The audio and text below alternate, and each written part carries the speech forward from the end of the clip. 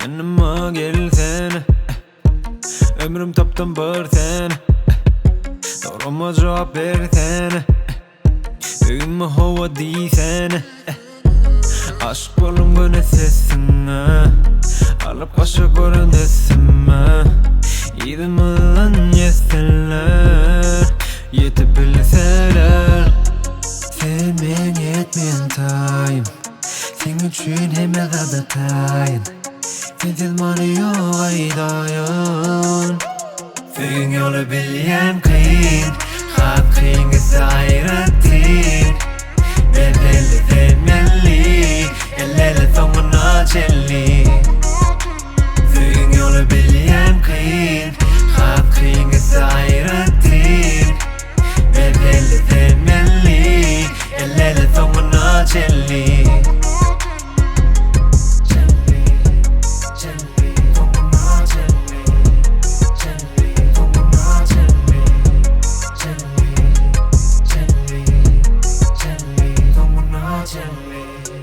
Sen öğlenmesin yanıma, giripsin ağıma kanıma, hoş bulamın yetirdin sanınam, yine yazan yazanınam, sen iki arıma, yazmadım yarına, gelin tek barına, verelim yarıma, gelini barımdan, namasım ağrımdan.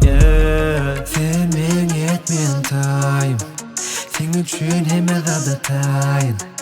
Sensiz bana yok aydayın. Söygün yolu bilyen kıyın, hak kıyın ise ayrıtın. Bedeli sevmeli, ellele sonuna Chenli.